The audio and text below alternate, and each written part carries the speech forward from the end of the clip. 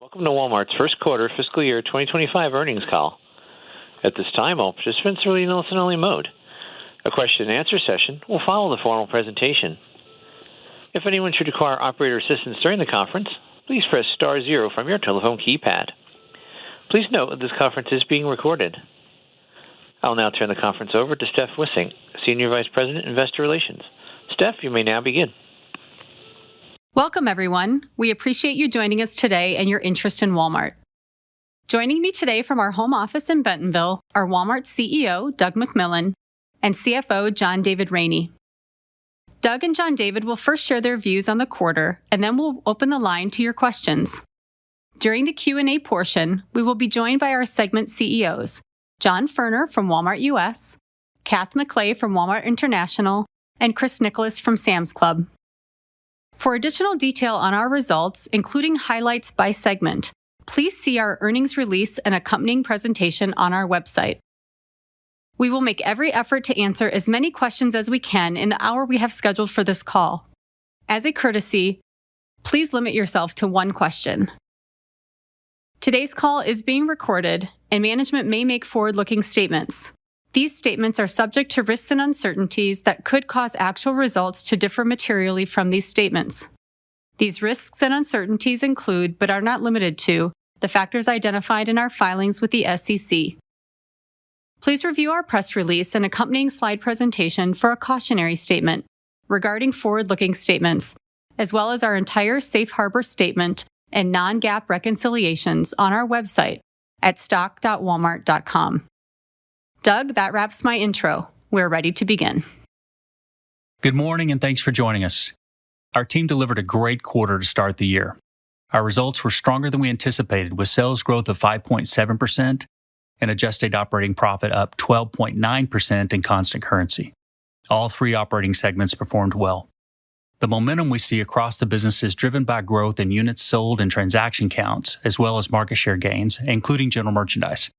These are not inflation-driven results.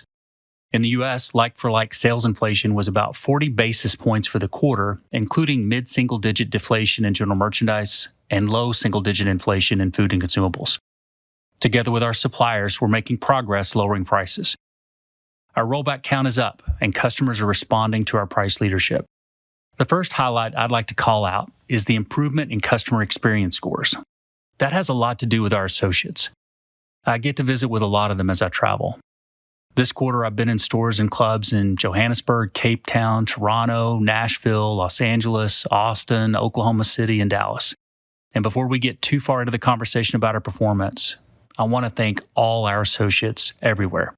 They deserve all the credit. They're managing the things we've always managed, while simultaneously building new capabilities and driving change. Here's what they're doing to drive our business. First, we're providing value. Low prices on quality merchandise are always important to our customers and members. Our combination of everyday low prices plus a large number of rollbacks is resonating.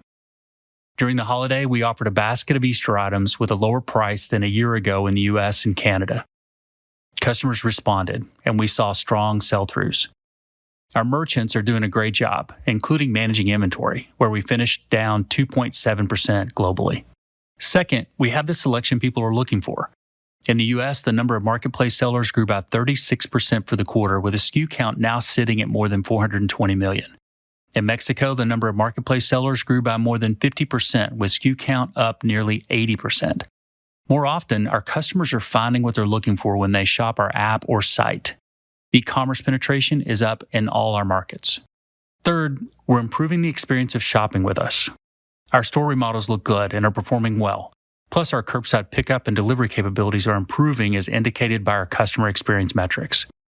Globally, we completed nearly 70 remodels during the quarter, and we're on track to do more than 900 this year. We're making it more convenient to shop with us, and our customers and members are rewarding us with growth as we save them time. We expect to continue to earn healthy levels of sales growth and simultaneously grow profit faster than sales this year, while managing our price gaps and investing in our associates at the same time. This quarter's results were driven by a combination of strong core performance and the growth of our newer businesses. As it relates to the core, strong same-store sales growth combined with good inventory management resulted in strong profit flow-through. In our newer businesses, advertising and membership were both up 24%. Today, we announced that we're expanding our data analytics and insights product, Walmart Luminate, into Mexico and Canada. Our technology team continues to deliver the innovation that helps us drive our business. We're bringing new experiences to life, like generative AI-driven product search that helps our customers shop more intuitively. The team continues to build and improve the platforms for marketplace and data that we're using across countries, and they're building and improving the operating system that enables us to create a more intelligent, flexible, and automated supply chain. The implementation of our automated storage and retrieval systems in our DCs and FCs is on track, and we're as enthusiastic about the impact of that work as we've ever been. Turning to our segments, in Walmart US, we recently announced a new private brand in food called Better Goods. It's our largest food private brand release in 20 years. The brand focuses on today's trends and premium quality. But at the same time, 70% of Better Goods items are priced under $5. This is the type of quality and value that will resonate with customers across income spectrums. We also introduced on-demand early morning delivery to customer doorsteps as early as 7 a.m. and as quickly as 30 minutes. Globally, same-day delivery is available from more than 6,500 locations. In Walmart US, over the last 12 months, 4.4 billion items were delivered same or next day, with about 20% of those delivered in under 3 hours. Delivery times are getting faster, and the cost of delivery is coming down at the same time. During the quarter, we made the necessary but difficult decision to close our U.S. healthcare clinics. There were a number of aspects that were going well, and we really want to be part of the solution to improving healthcare in this country. But the reality is that given reimbursement rates and cost to serve, we could no longer see a path to achieving an acceptable level of profitability, and we're committed to being disciplined with our investments. We're grateful to our associates that worked in this area. They did their part. We'll continue to build our pharmacy and optical businesses, and we'll find ways for our pharmacists to help as they've done with immunizations and vaccinations. Earlier this week, we also shared decisions to eliminate some home office roles and reduce the amount of remote work. The vast majority of our home office associates have been back together in offices since we came back from the pandemic, and we want to see even more of that. Being in person is important. Our culture is stronger when we're together. We make decisions faster, we're more creative, and we help develop the next generation of talent. We'll continue to make changes to ensure we're best positioned to serve customers and support our store, club, and supply chain associates. Moving to Walmart International, we continue to deliver strong results with double-digit growth in sales and profit, lifting our company growth rates. Strength was broad-based, led by Walmex, China, and Flipkart. Results for the quarter included strong growth in e-commerce, led by store-fulfilled orders and marketplace. We saw improved sales growth in general merchandise categories as we focused on celebrations across the world like Chinese New Year, Easter, and Walmart Canada's 30th anniversary. Like the U.S., the international team is improving speed of delivery across markets. Same-day delivery orders in India grew by over 150% in the quarter and is now available across 20 major cities. One-hour delivery in China grew to 55 million orders as customers sought convenience during Chinese New Year. And in Chile, 60% of e-commerce orders are delivered same day. With Sam's Club US, it's exciting to see how the team is using computer vision to make it faster for members using Scan and Go to leave the building once they're done shopping. I'm referring to the computer vision and AI-powered exit technology that allows members to leave the club without having to stand in line to get their receipt checked that we announced at the Consumer Electronics Show in January. Since then, we've deployed it in about 20% of our clubs, and we're on track to have it in all U.S. clubs by year-end. In addition to this being better for members, the technology identifies more items than we could with our previous process. This is a great example of people-led, tech-powered, solving for technology that benefits the member experience. It was a strong start to the year. We'll remain focused on improving customer and member experiences, being great merchants, building our newer businesses, and improving returns. With that, I'll hand it to John David to share more about the quarter and our outlook for the rest of the year. Thanks, Doug. Our strong results this quarter clearly demonstrate our ability to deliver on our financial framework of growing operating income faster than sales. This quarter's results reflect strong execution from the team across virtually every aspect of our business, share gains and improving NPS scores from our members and customers that are increasingly looking for value and convenience, and the power of our omni-retail model. I'll discuss our quarterly results using our framework of growth, margins, and returns. We experienced ongoing sales strength with all three operating segments outperforming our expectations. We're growing traffic and units, and our inventories are in excellent shape. We're on a multi-year journey to reshape our profit profile and operating income growth trajectory, and this quarter reflects the benefits of improved margins in our core retail operations, as well as contributions from business mix. We're investing in areas that have strong capital returns, like automation, store remodels, and digital tools and technologies. Combined, these investments are widening our competitive advantages, providing us levers to also invest in people and price, while achieving our sales and margin objectives. Before I provide more color behind the strength of our financial results, I want to remind you that there is a supplemental presentation on our IR website with additional information beyond my remarks. First quarter total net sales grew 5.7% on a constant currency basis, ahead of our guidance of 4 to 5% growth. As a reminder, the leap year this year contributes approximately 1 point to our year-over-year sales growth. International led the enterprise with constant currency sales growth of 10.7%, reflecting strength in Walmex, China, and Flipkart. Across markets, seasonal events were strong, and were encouraged by early improvements in general merchandise sales. International e-commerce sales were up 19% as we continue to expand our capabilities. In Canada, the majority of our marketplace growth came from items serviced by Walmart Fulfillment Services. And in India, Flipkart same-day delivery became available to millions more customers as they expanded the offering to 20 cities. Walmart US also delivered better than expected growth with comp sales up 3.8%, including strong e-commerce growth of 22%, led by store-fulfilled pickup and delivery, marketplace, and advertising. Traffic and sales growth were strong across both stores and digital channels, and we're pleased with the unit growth. We're seeing higher engagement across income cohorts, with upper-income households continuing to account for the majority of the share gains. Sam's U.S. comp sales, ex-fuel, were also strong at 4.4%. The Sam's team continues to make progress on quality and value with Members Mark, our private brand. The team is doing a great job of being on top of product trends with the brand. Members Mark drove high single-digit growth in Q1 and is a growing reason why members join and renew, alongside digitally enabled solutions such as Scan and Go and curbside pickup. Next to sales, gross profit growth was the key driver of upside in Q1. Consolidated gross margin expanded 42 basis points, led by Walmart US. Across segments, we benefited from lower markdowns as a result of disciplined inventory management and favorable business mix, enabling strong margin flow-through from sales. Consolidated adjusted operating income grew 12.9% in constant currency, more than 700 basis points higher than our sales growth. This reflects better than expected sales growth and higher gross margins and membership income.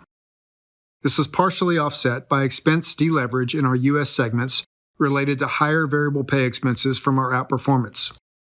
Walmart US was the primary driver of outperformance, but all segments contributed to operating income growing faster than sales. Taking a closer look at margins. As we continue to work closely with our suppliers to lower cost, we're managing our Walmart US pricing aligned to competitive price gaps, and customers are responding favorably, resulting in sustained sales growth and higher gross margins. Our price gaps to the retail market remain strong. Improved inventory management and favorable business mix allowed us to optimize our pricing on everyday essentials, and we're investing further in value within our private brands. Our rollback program is driving customer engagement and supporting our volume growth, with grocery rollback counts up 45% year over year in April. Carrying forward the success we saw last year in our seasonal programs, we're using celebrations and festive events to reinforce our value proposition, and customers are responding. Chinese New Year, Valentine's Day, and Easter drove stronger sales across categories, including general merchandise. We're also working with suppliers to bring innovation to U.S. customers while leaning into our own private brands as sources of value, quality, and newness. As a result, we've continued to see strong momentum in private brand sales, with grocery penetration up 30 basis points in Q1. While private brand penetration is in the low 20s as a percent of sales, more than half of all customer grocery baskets over the last year have had a private brand in them. Our inventory levels continue to come down, with Walmart US declining about 4% and Sam's down nearly 5% at quarter end, while we sustain strong sales and healthy in-stock rates. Having the right inventory in the right categories and the right places has allowed us to not only minimize markdown activity, but also support higher in-stock levels with goods flowing more smoothly through distribution centers and to stores. Importantly, the business is realizing efficiencies while both customer and associate NPS scores are rising. Global e-commerce growth was 21% in Q1, and e-commerce losses continue to narrow, most notably in U.S. net delivery cost per order, improving nearly 40%. More customers are shopping with us more often across more categories, moving us along the pathway of delivery density and transaction margins that give us clear visibility into profitability in this channel over time. Many consumer pocketbooks are still stretched, and we see the effect of that in our business mix, as they're spending more of their paychecks on non-discretionary categories and less on general merchandise. This merchandise mix remains a headwind to margins, but it's consistent with our expectations. Our Walmart US team is executing strategies to improve general merchandise sales and to increase the visibility of our growing e-commerce brand assortments in fashion, home, and electronics. We have the opportunity to grow general merchandise sales in stores with our first-party e-commerce assortment and especially with our marketplace. We were encouraged to see share gains in fashion, home, and hardlines in Q1. In addition, marketplace sales in categories such as furniture, sporting goods, kids apparel, and home grew more than 20%. In addition to sales growth and gross margin improvement, the reshaping of our profit composition is an exciting part of our strategy. We're enhancing capabilities in higher margin growth drivers such as advertising, membership, marketplace and fulfillment, and data analytics and insights, and seeing the corresponding improvement in our business mix. Global advertising grew 24%, led by 26% growth from Walmart Connect in the U.S.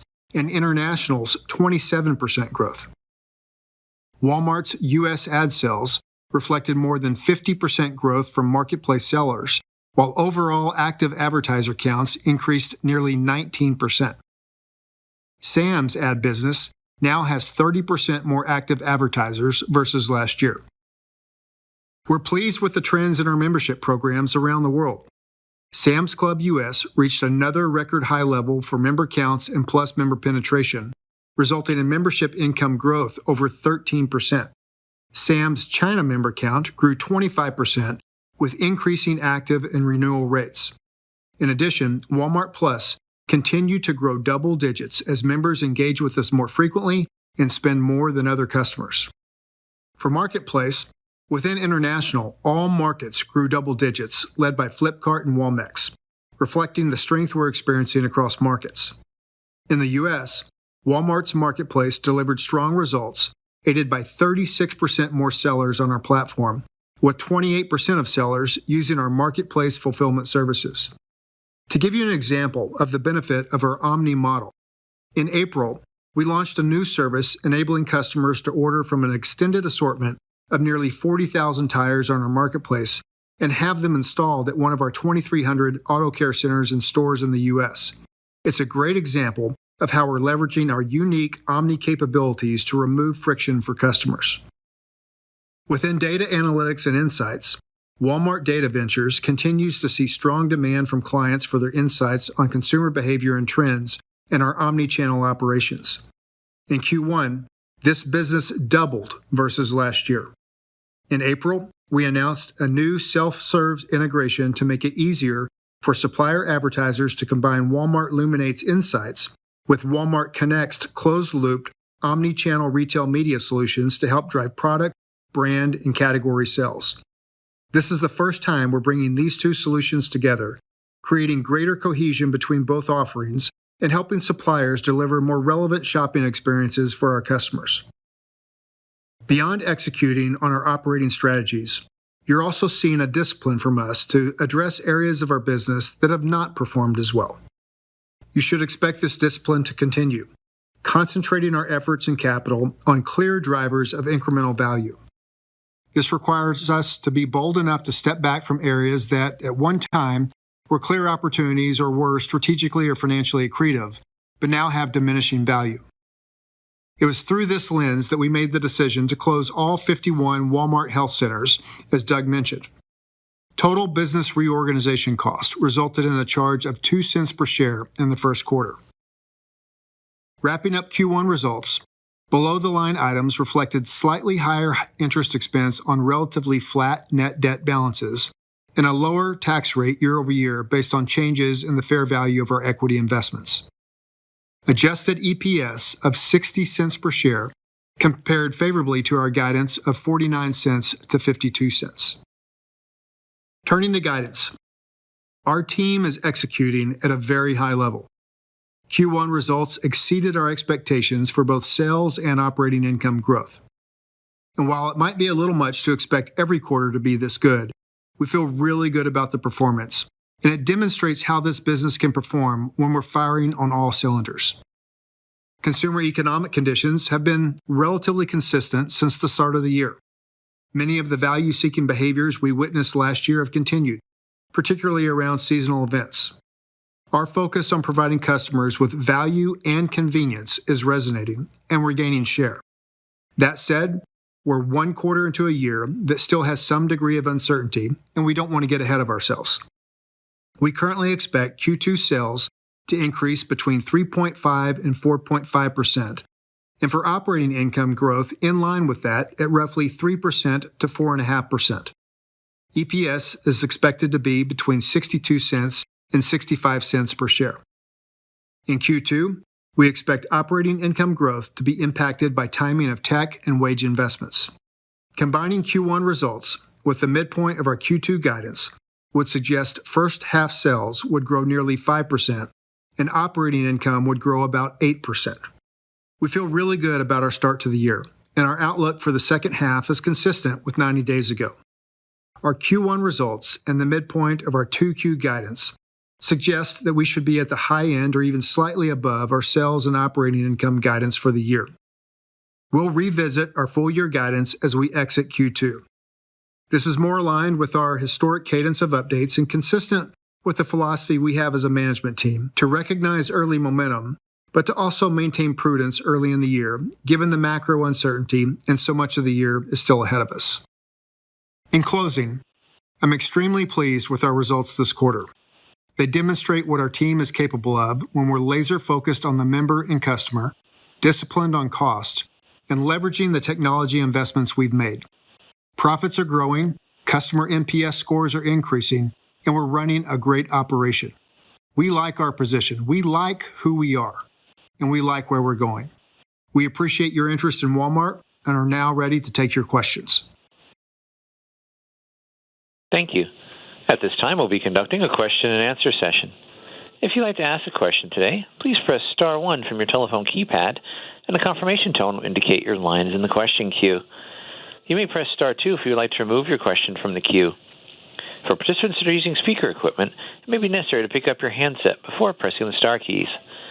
So that we may address questions for as many participants as possible, we ask you please limit yourself to one question. One moment, please, for the first question. Thank you. Our first question comes from the line of Kate McShane with Goldman Sachs. Please proceed with your question. Good morning, everyone. Thanks so much for taking our question. We wondered if you could talk a little bit more about what you saw with the lower-end consumer throughout the quarter and how you think about their contribution to comp for the rest of the year, especially when it comes to general merchandise. Hey, Kate, it's John Furter. Good morning. I'll start. Well, first, just like to say thanks to the entire team for what they did in the quarter and the execution. It's great to see so many of our associates making such a difference, and it's also been encouraging to see our store managers really focus on in-store merchandising in the quarter. We saw big improvements all across the U.S., and that was really exciting. In terms of the consumer, it's been pretty consistent, I think is the best word we would use. Consistent spending across income groups. We've had more growth, as we mentioned in the earlier remarks, on the high-end consumer. That remains true. We're very focused on value, flexibility, and convenience, and that's working across income segments. It's great to be in a position where we have store conditions that we're proud of with growth. It's great to be in a position where our pickup business is growing, and then, as we mentioned, our delivery business has now exceeded our pickup business in size, and the run rate remains strong. So I think what we can say at this point is things have been consistent. What is also helping us is on our food categories. Well, broadly across the store, we have almost 7,000 rollbacks. That's really helping. But in our food categories, we see an even larger spread between eating at home, preparing meals at home, and eating out, which we think can help Walmart over the remainder of the year. Thank you. Thank you. Our next question is from the line of Simeon Gutman with Morgan Stanley. Please proceed with your question. Good morning, everyone. I have one question. I'll make it in two parts. First, to diagnose the consumer, not raising yet. It sounds like you sort of want to, but there is something holding you back besides it is early in the year, but curious if there's anything on the consumer side. And then the second part of this is how Doug has talked about doing both, investing and then driving value today. And curious in this environment, if you have the flexibility and even the desire to lean in even more, it looks like it could be a choppy year. So ability to continue to drive the do both, driving these impressive share gain, profit margin expansion while continuing to invest in the value proposition. Thanks. I'll start with the first part of the question, Simeon, and then hand it over to Doug for the second piece. On guidance, there's nothing to read into that. First, we feel really good about the performance in the first quarter. These are strong results across the board. We think it's prudent to be patient on this performance, and as we noted, we'd update at the end of the second quarter. I think we'd all agree that we're in far from a certain environment around the consumer. It's, the health of the consumer is something we read about every single day. And given that we're one quarter into the year, we just want to be patient on this. But that should not take away from our conviction and the results in our team's ability to continue to execute and in our strategy that's continuing to drive results here. Simeon, I think I'll be a bit repetitive with our previous conversations, but if you look back over the last few years, you'll remember that we've made price investments, we've made wage investments, and for a while we've been telling you that we think we're in pretty good shape as it relates to that. We use the term managing our price gaps deliberately because that's how we think about it. And if we do need to make further price investments to drive growth or to ensure those baskets are in good shape, we can do that. Investing in our associates is always part of our plan, so I think you guys can expect that we'll continue to do it. What's happening with business mix, and this quarter in particular with inventory management, puts us in a position where we do have even more flexibility to make a variety of choices. And so we're doing that every week and every month as we manage our business through the quarter and through the year.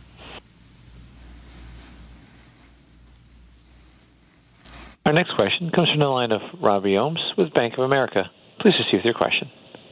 Oh, hey, good morning, and thanks for taking my one question. My question is that during the commentary, Doug and John David, you guys talked about deflation in both general merchandise and food and consumables, and then you talked about, rollbacks in April being up 45%, and then you also talked about, gross margin strength in the Walmart U.S. business.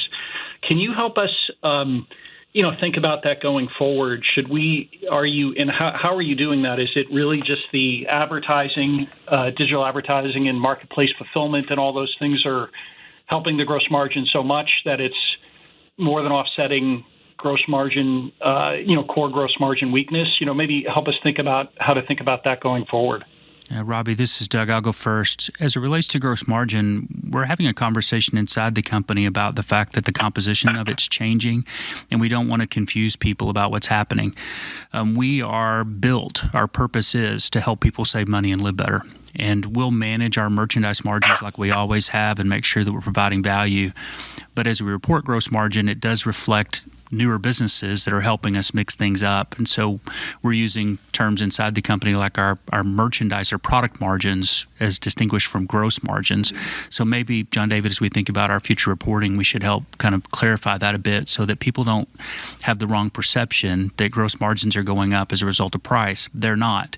If you look at rollbacks, for example, as John mentioned in the U.S., and as we mentioned earlier this morning, we're seeing a lot of rollbacks. Suppliers participate in a majority of those, but not all of them. We're going to lead on price, and we're going to manage our margins, and we're going to be the Walmart that we've always been. But it is also great news that the business mix is changing, which just does change gross margin performance. Yeah.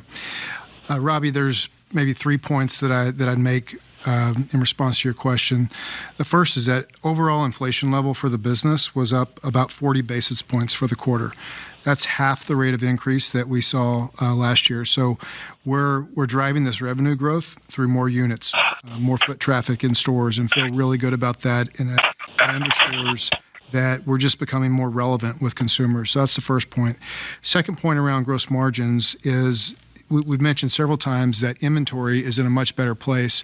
One of the consequences or results of that is we see a lot less markdowns in our business. And so that drove some of the improvement in the first quarter. The third point, and the one that I'd want to emphasize the most here, if you look at the composition of our operating income improvement year over year, roughly $900 million, about a third of that came from our newer businesses like advertising, membership, data ventures, and we're quite excited about that. But combined with that, we're seeing improved e-commerce losses.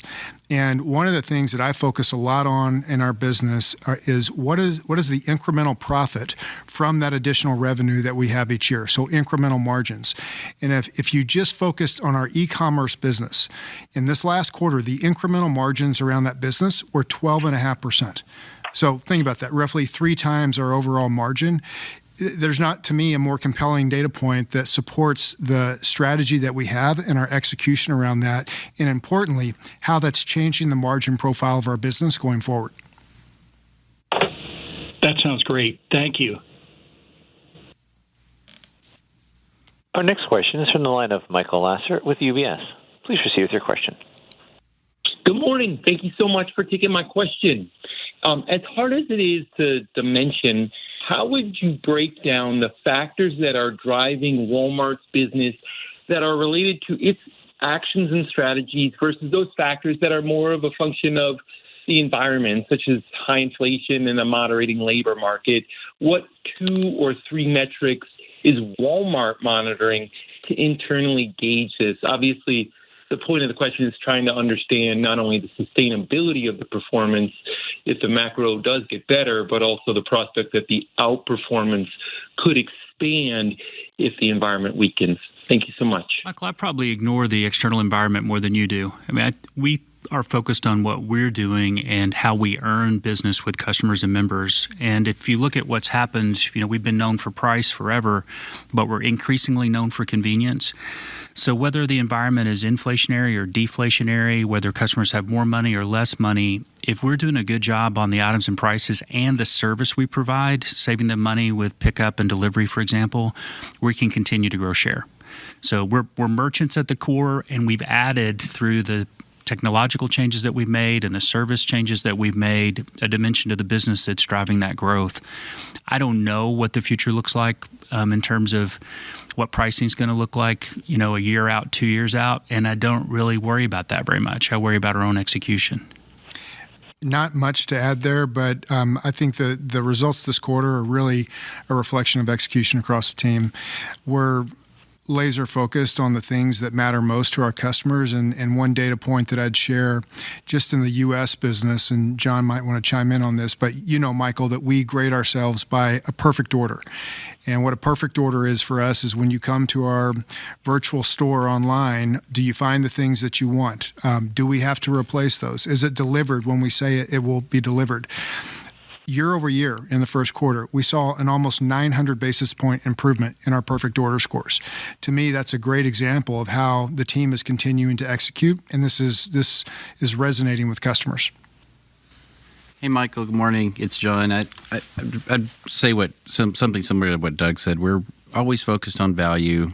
And over the last few years, we've been talking about flexibility and the ability to be convenient, whether a customer wants to shop at the counter, at the curb, or delivery. And it's been exciting to see just these last few months that delivery is now exceeding the other channels, which is great, which gives the customer a lot of optionality. And then the number that Doug mentioned earlier, 4.4 billion units delivered same day, next day, is exciting, and it's growing quickly. And as he also mentioned, about 20% of that is sub 3 hours.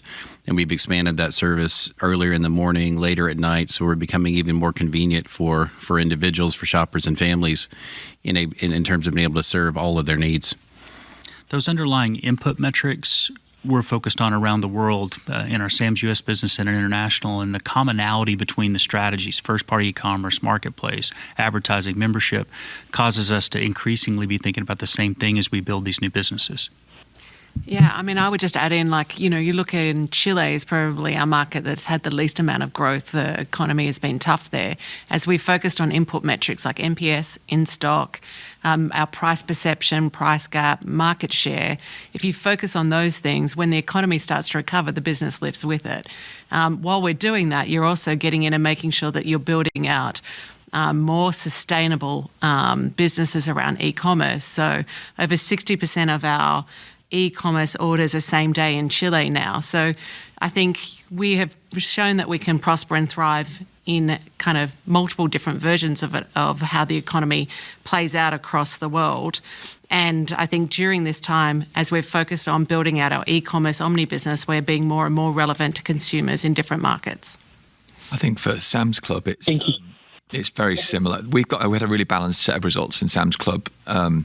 And, as John mentioned, it's all in the hands of the associates and the hard work that they did. But the value proposition is really resonating with the club model. It's great items at great value, and we'll just never relent on that. And members are thanking us for it. So Plus membership is an all-time high. Plus membership is at 54% of our member base right now, and it's up 330 basis points in the year. Why? Because we're focusing on the things that really matter, deepening digital engagement with our members, 18% e-commerce growth, and a third of our members are using Scan and Go now, which is really exciting. We're enhancing our member value proposition constantly. Prices is part of it, but value is an important component too. I think you've all heard that we've got 120 of our stores, or our clubs today, that have got the new exit technology that's powered by AI and computer vision. That's really exciting. And then Members Mark, which is our own brand, is really setting the bar for quality as well as value. It's now over a third of our sales, and we are seeing really strong participation in the quarter. So people just want really great items at really great value, and we just continue to give them that. Thank you. Our next question is from the line of Christina Katai with Deutsche Bank. Please proceed with your question.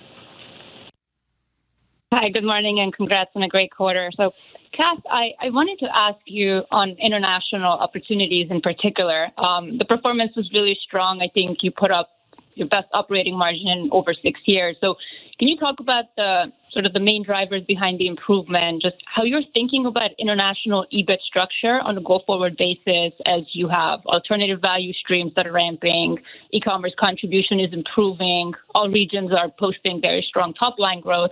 And I just wanted to ask if there's anything you can share regarding Flipkart's contribution. How has that changed relative to the acquisition? As we've been reading reports that at one point you're ramping up for an IPO. Thank you.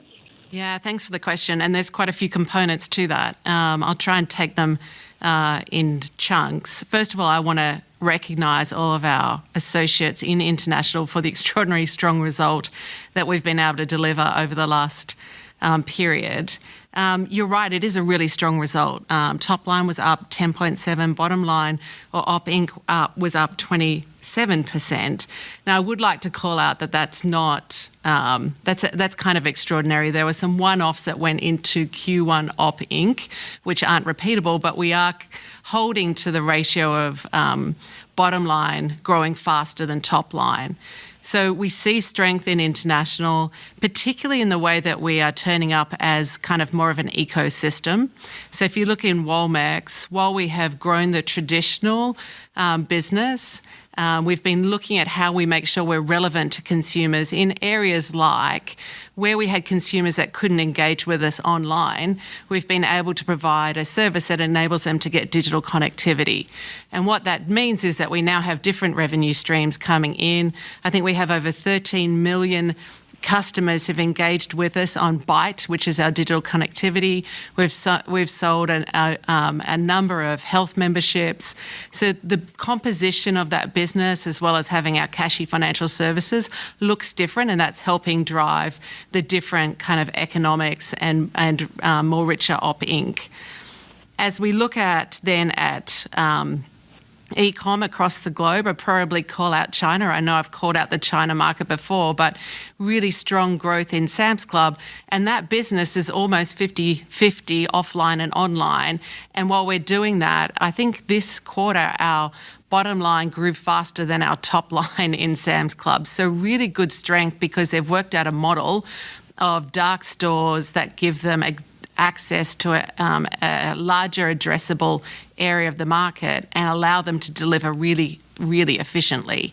So our e-com omni business is growing in a sustainable way. And then as you talk about Flipkart, I think the things that we've seen with Flipkart that we really like is as their business has grown, we've seen Myntra get to EBITDA positive for the last 2 quarters. We've seen a growth in some premiumization, and all of that is lifting kind of the profile of the Flipkart business. And so they're on track to the growth trajectory that we had them on. And, we are looking and exploring when would be the right time to IPO that business. But there's strong growth in Flipkart and in PhonePe, and we're excited about the India market. Thank you. Our next question is from the line of Oliver Chen with TD Cowen. Please proceed with your question. Hi, thank you. Within general merchandise, what categories are you most excited about? What do you see happening with innovation opportunities and/or opportunities for improvement? And as we think about general merchandise as well, the intersection of artificial intelligence, large language models, and also really changing the way consumers think about shopping, just what's on your mind for enhancing that and embracing the marketplace as you've been doing to continue to elevate the brand. Thank you. General merchandise is a really core part of all of our businesses, and it's something in Sam's Club that we're really excited about. We have brands that are extreme value, and we feel really good about that. And we've got Members Mark, where we have incredible value and quality. And what we're seeing is that members are opting into us as a brand and renewing membership with us because we offer such high quality at such high value. So what we're seeing is that people are continuing to opt into us. Our units are running ahead of our sales on general merchandise because of the value. So we feel really bullish. You think about apparel, jewelry, home, hardlines, auto, consumer electronics. We're seeing really strong unit growth in there, and it's just being followed. It's because of value and it's because of innovation. So we remain really bullish in that space. Hey, Oliver, it's John. Good morning. We'll talk about a couple of things in GM, and I think I'd first start with e-commerce. The strong performance at 22% growth is very helpful. We've picked up momentum in the marketplace. Really, really pleased to see a really large number of new sellers come on board, and assortments well north of 400 million. And we spend a lot of time talking about our customer experience score, which starts with the top of the funnel, and then we work our way all the way down to conversion. And then, as John David mentioned earlier, one of the components is perfect order. And as you look through results, it's exciting to see more customers shopping more often, particularly in the marketplace. And then the categories that are really strong, that are standing out, is apparel and fashion online. I'm really excited about what's happening in men's and women's and kids apparel. We've seen growth there. And then our hardlines business has been strong over the quarter. It was helpful in the quarter to have Easter early and strong weather in March. That gave us a strong early start. And these businesses we call omni services, like tire installation, as we mentioned earlier, having your prescription ready via ordering online, or cake decorating. These are all great services that are relatively unique to Walmart to be able to enable those from a digital standpoint all the way through the store and then deliver to people's homes. So I really am excited about the convenience and the expansion and assortment that we're offering. Oliver, we've punched below our weight on general merchandise, specifically in apparel and home, for a really long time, maybe forever. And I think the progress that we're seeing now is driven by the in-store remodels and in e-commerce. The marketplace is a great opportunity, but 1P will be important too. So we've now got tools that we can use to grow the general merchandise business that we didn't have before. As it relates to the other part of your question, I think the thing worth mentioning is the progress we're seeing on search. I'm really excited about a solution-oriented search and this migration that many of us are on to try and create a personal assistant so that we can be more anticipatory, save people more time, and help them with solutions more than what our previous search capability could do. So I think that's going to be on a maturity curve from now until the end of time, and generative AI has helped us step change that, and I expect that improvement will continue. Thank you. Best regards. Our next question is from the line of Seth Sigman with Barclays. Please proceed with your question. Hey, good morning, everyone. I wanted to focus on operating expenses and thinking about the investments planned for this year.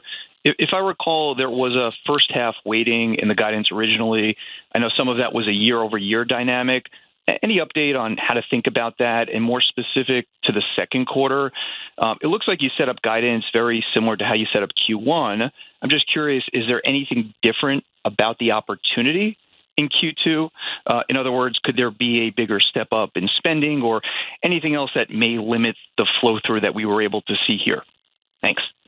Sure, Seth. Happy to take the question. This is John David. So when we gave guidance at the beginning of the year in last quarter's call, we talked about the first half of the year. We'd likely see that sales would outpace operating income. Maybe that's unlikely now with this result in the first quarter, but we did have some planned investment in the second quarter related to some technology investments. We've also got a little higher depreciation year over year. In terms of the opportunity in the second quarter relative to the first quarter, there are a couple things I want to call out in the first quarter that likely would not repeat themselves, but I don't want to take away from the team's strong performance. The first of those is just strong seasonal events in international that helped us. And we also lapped a LIFO charge last year at Sam's, which contributed to some of the operating income growth. Those are likely not to repeat themselves, but so the possibility for outperformance in 2Q may be less than what it was in the first quarter. That said, I don't want to take away the headline here, and we feel really good about how the team is operating, feel really good about what the year holds for us and the opportunity to outperform the guidance that we've given. Okay, thanks very much. Our next question is from the line of Kelly Bania with BMO Capital Markets. Please proceed with your question. Hi, good morning. Thanks for taking our questions. Wanted to just go back to business mix, I guess, with the continued strong growth in marketplace. I guess when you look at the performance of general merchandise in Walmart US, that marketplace sales would obviously skew higher towards those discretionary categories. You noted the 420 million SKUs there. So I guess the question is the impact of 3P marketplace growth at all starting to cannibalize, maybe in a good way, the general merchandise comps that you provide? Or would the performance of general merchandise be stronger if you looked at it more holistically from a total GMV standpoint? Let me start on this, and others may want to jump in. So first of all, as you think about the mix of our business, we've continued to have a headwind as consumer wallets have been stretched. And for us, that's resulted in about 100 basis point shift away from general merchandise to other categories of our business in the first quarter. We expect that to continue, or some magnitude of that, for the balance of the year. But to me, the real story here around general merchandise is the progress that we're making in our marketplace.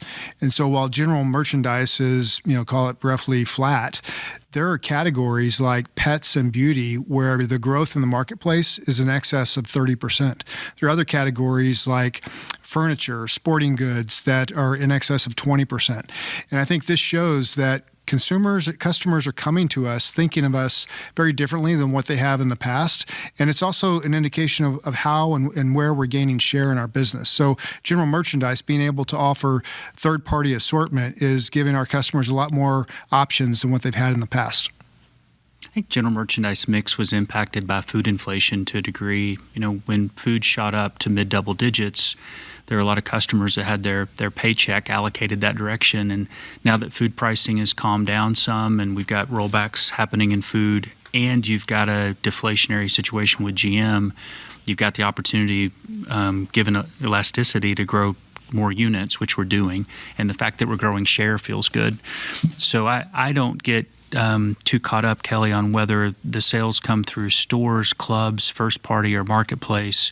We just want to have what people are looking for, and we'll manage the mix on the other end of it in a way that generates more profitability, which is what you're seeing in this quarter. Thank you. Our next question is from the line of Paul Lejuez with Citi. Please proceed with your question. Hey, thank you, guys. You mentioned that within Walmart U.S. that your share gains were led by the higher income households, I believe. Curious how you define that. What % of your customer base the higher income households comprise, and how you're targeting that consumer? And also curious, how has that consumer's engagement with Walmart changed? Thanks. Yeah, this is John David. I'll start. So we define where we stratify the income groups roughly as $50,000 and below, 50 to 100,000, and then 100,000 and above. And as a general rule, our customer base breaks down about a third in each group. And so in terms of what we're doing to be more attractive to that higher income household, I think this is the really the story, or the word we've been using here is convenience. We are not just a play for value anymore. We talked about the number of units that we've shipped in the last 12 months, which is on par with any e-commerce player in the world. That shows that customers are coming to us and we're a consideration where we haven't been before. And convenience matters to someone irrespective of what your paycheck is, irrespective of what your income level is. And we expect that to be durable. We don't expect that to change. Yeah, John David, I just added that it's also been encouraging to see the improvements in fresh food. We've definitely experienced benefit from improvements in quality. The supply chain's gotten tighter. Many of you have seen the work we're doing in supply chain. But produce has been really exciting to see the progress over the last couple of years. The same sort of quality improvements are coming through in the meat department, and you can see that in the types of items and categories that we're selling in store and those in pickup and delivery. And in the delivery business, where we are stronger with higher income consumer, that's where we've seen a lot of growth. I'm really excited, Doug, what you mentioned earlier is better goods is being a way to sell better quality, better taste profiles, and at values that really matter. 70% of the items under $5 is exciting, and that appeals to all income groups. And so if you're trying to feed a family of 4 or 5 or 6 and prices in restaurants have gone up and Walmart, and it's beginning to come down, and we're really proud of the rollbacks. I think our value message is strong, and having the ability to deliver flexibly is going to work out really well for us. We're not trying to chase higher income cohort sales. We just offer value. If you look at what's happened historically, people with higher incomes have shopped Walmart. They've just been selective in the categories that they buy and the items that they buy.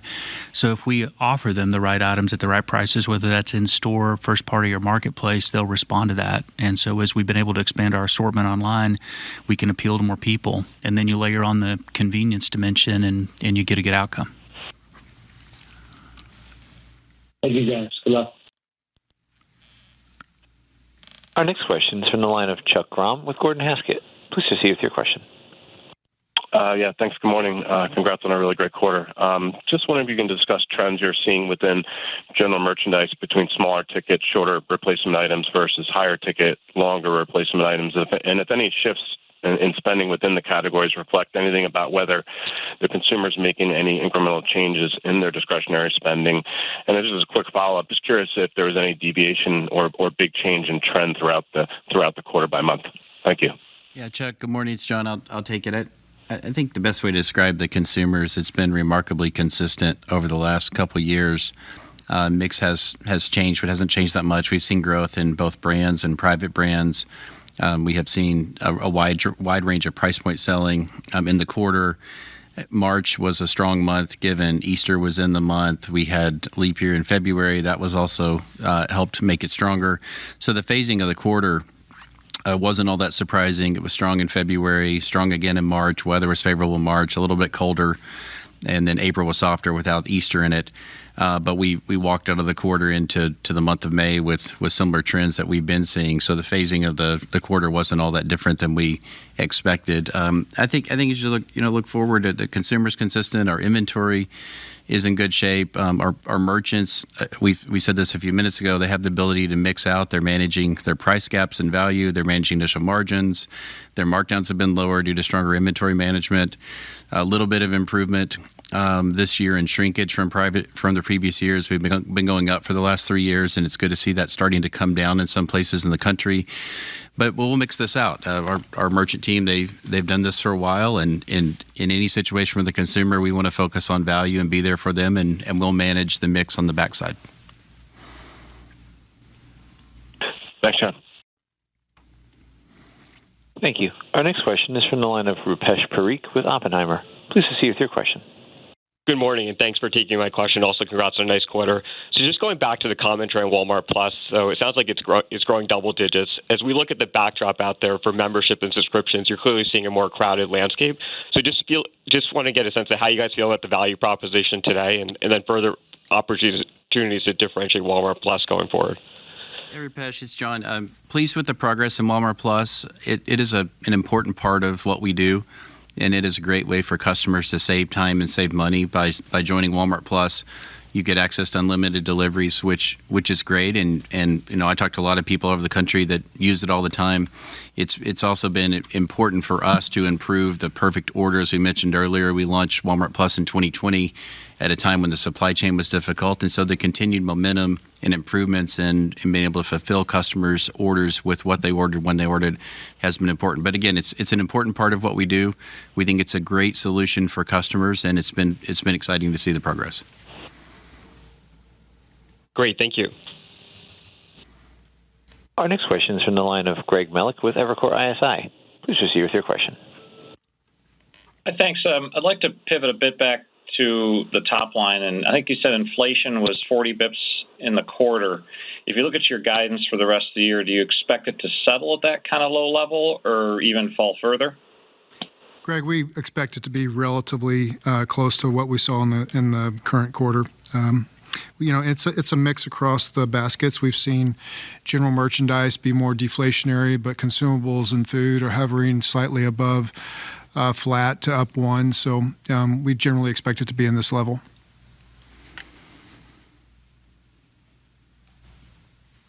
Thank you. Thank you.